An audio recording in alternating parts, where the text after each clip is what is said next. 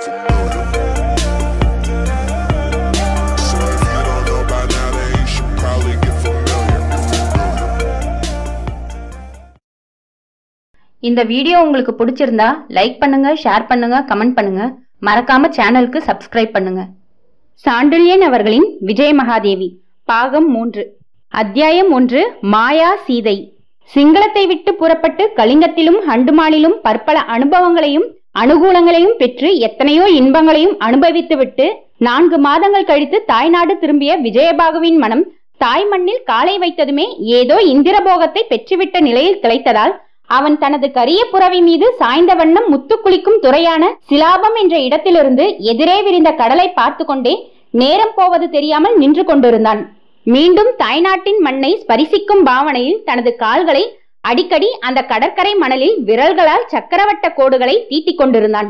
கடலின் அலைகளும் அலைகளில் தவழ்ந்து வந்த சில்லென்ற காற்றும் அவன் உடலுக்கு மிகுந்த இதத்தை கொடுத்ததால் தாய் அளிக்கும் இதத்தை வேறு யார் அளிக்க முடியும்? 1000 கலிங்கத்துறைகளும் ஹண்டுமான் கடலும் அளிக்க முடியாத இன்பத்தை என் தாய்நாட்டு கடல் அளிக்கிறதல்லவா என்று தன்னைத்தானே கேட்டுக்கொண்டும் அந்த கேள்விகளால் திருப்தியடைந்தும் அந்த கடலின் முன்னால் நின்ற விஜயனை சற்று எட்ட நின்ற மூர் சமத் சற்று சலிப்புடன் நோக்கினான். அவன் பழுப்பு நிற புறவியும் அவன் சலிப்பில் பங்கு கொண்டதைப் போல் தலையை ஆட்டியதன்றி மெல்ல கனைக்கவும் செய்தது. மூர் சமத்தின் சலிப்பையோ பழுப்பு நிற புறவியின் கனைப்பையோ கவனிக்காத விஜயன் நீண்ட நேரம் கழித்து, சமத், நமது முத்துக்கடலின் அழகை பார்த்தால் நாம் இங்கேயே தங்கிவிடலாம் போலிருக்கிறதல்லவா என்று விசாரிக்கவும் செய்து மீண்டும் ஒருமுறை கடற்காற்றை நன்றாக உள்ளே இழுத்து உவகையின் சாயையை முகத்தில் படரவிட்டு கொண்டான். மூர் சமத்தால் விஜயனுடைய உவகையை பங்கிட்டுக் கொள்ள முடியாத காரணத்தால், ஆம் யசமா, கடல் அழகாகத்தான் இருக்கிறது, அதற்காக நாம் இங்கேயே தங்கிவிட முடியுமா என்று வினவினான் தனது சலிப்பை குரலிலும் காட்டி. சலிப்பு நிறைந்த அவன் பதிலை கேட்டதால் தனது கடற்கனவிலிருந்து சற்றே மீண்ட விஜயபாகு, சமத், சொந்த நாடு வந்தது உனக்கு மகிழ்ச்சியை அளிக்கவில்லையா என்று வினவினான். மூர் சமத் மீது தனது வியப்பு நிறைந்த விழிகளை நாட்டவும் செய்தான். மூர் சமத் தனது ராட்சச விழிகளால் சிங்கள மன்னனை ஏறெடுத்து நோக்கி, எசமா, தாய்மண் நமக்கு சொந்தமாய் இருந்தால் மகிழ்ச்சி அபரிவிதமாக இருக்கும். சோழர் ஆதிக்கத்தில் ராஜரட்டா இருக்கும் வரை மகிழ்ச்சி ஏது நமக்கு என்று தனது துன்பத்தில் விஜயனையும் சேர்த்து பொதுப்படையாக பேசினான். சிங்களத்துக்கு வந்துவிட்டதால் சித்தம் மயங்கிய நிலையில் நாடு அடிமைப்பட்டு கிடப்பதையும் அதன் தலைகளை உடைக்க வழி தேடவே தன் கலிங்கம் சென்றதையும் மறந்துவிட்ட விஜயன், உண்மைதான் மூர் சமத், தாயின் ஆதரவில் அவள் நிலையை மறந்துவிட்டேன். ஆனால் அவள் தலைகள் சீக்கிரம் உடைக்கப்படும். நான் பிறந்த இந்த மண்ணின் மீது ஆணையாக சொல்கிறேன் என்று உறுதியுடன் கூறினான். விஜயனின் உறுதியிலோ எடுத்ததை சாதிக்கும் திறனிலோ மூர் சமத்துக்கு என்றும் எந்த சந்தேகமும் இல்லாவிட்டாலும் தாங்கள் பயணம் செய்ய வேண்டிய தூரம் நிரம்ப இருந்ததாலும் சில இடங்களில் சோழர்கள் ஆக்கிரமித்திருக்கும் பகுதிகளில் போக வேண்டி இருந்ததாலும் விஜயனை துரிதப்படுத்த சொன்னான். நாம் இப்பொழுது மாயராட்டாவில் இருக்கிறோம். இங்கும் சில பகுதிகளில் சோழப்படைகளின் நடமாட்டம் இருக்கும். ஆகவே ருஹானாவுக்கு நாம் சீக்கிரம் செல்வதே நலம் என்று. அதை பற்றி தெத்ரு நதியின் முகத்வாரத்தில் இறங்கிய உடனேயே கேள்விப்பட்டிருந்த விஜயன் மூர் சமத்தின் கவலைக்கு காரணம் இருக்கிறதென்பதை புரிந்து கொண்டாலும் அதை பற்றி அவன் சட்டை செய்யவில்லை. மாயராட்டா சிங்களத்தின் இளவரசன் ஆட்சி புரியும் பகுதி. நானே இளவரசனாக இங்கு ஆட்சி புரிந்திருக்கிறேன். இங்கு சோழர்கள் பெருவாரியாக புகுவது கஷ்டம். அப்படியே புகுந்தாலும் நாம் அவர்கள் கையில் அகப்படாமல் செல்வதும் ஒன்றும் பிரமாதம் அல்ல. அதை உத்தேசித்துதானே நாம் இருவரும் தனித்து வந்திருக்கிறோம் என்று கூறினான். மூர் சமத்துக்கு விஜயனுடைய விளக்கம் சரியாக புரியாததால், எசமா, நீங்கள் கலிங்கத்து மரக்களத்தில் இருந்தவர்களை ஏன் பிரித்து பிரித்து அனுப்பிவிட்டீர்கள் என்பது புரியவில்லை.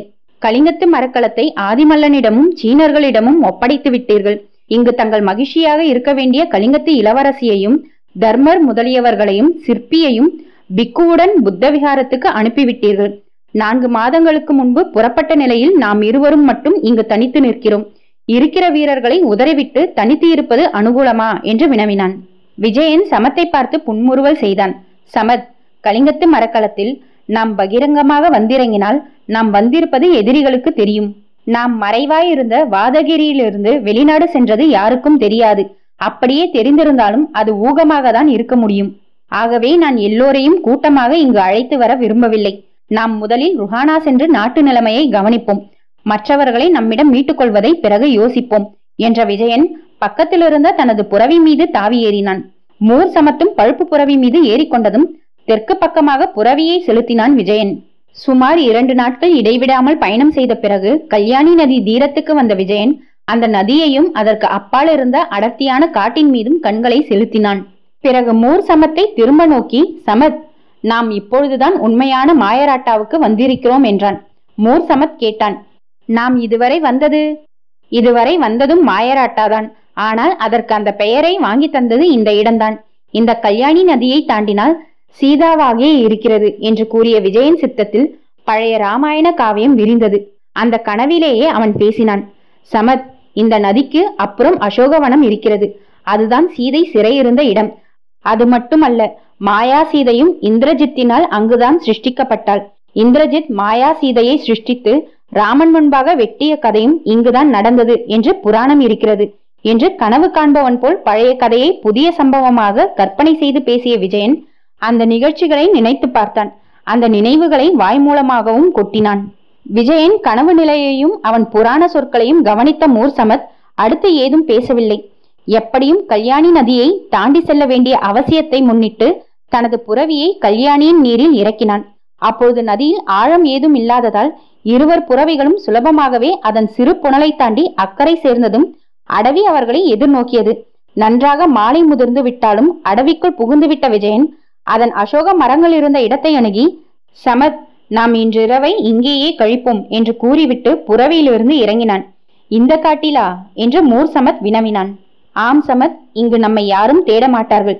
இங்கு மாயா சீதை யாரும் இல்லை என்று கூறிவிட்டு மரம் ஒன்றில் புரவியை பிணைத்துவிட்டு மரத்தின் அடியிலேயே உட்கார்ந்தான். மூர் சமத்தும் சற்று எட்ட இருந்த மரத்தில் தனது புரவியை கட்டிவிட்டு புரவியின் இருபுறத்திலும் தொங்கிய பையிலிருந்து ஆகாரத்தை எடுத்து உண்ணத் தொடங்கினான். எங்கும் இருள் சூழ்ந்து விட்டாலும் முழுமதி வானில் உலாவியதால் இடையிடையே திட்டாக விழுந்த சந்திர கிரணங்கள் வேண்டிய வெளிச்சத்தை அளித்திருந்ததால் மூர் சமத் உணவை நிதானமாக சுவைத்தே அருந்தினான். விஜயன் ஆகாரம் ஏதும் அருந்தவில்லை. அந்த வனத்தின் அழகை ரசித்துக் கொண்டும் அடுத்து தனக்கு உள்ள கடமைகளை சீர்தூக்கி பார்த்து கொண்டும் மரத்தில் சாய்ந்து கொண்டு கண்களை சிறிதை மூடினான். உறக்கம் மெல்ல மெல்ல அவனை ஆட்கொள்ள துவங்கியது. ஆனால் நீண்ட நேரம் உறங்க முடியவில்லை அவனால்.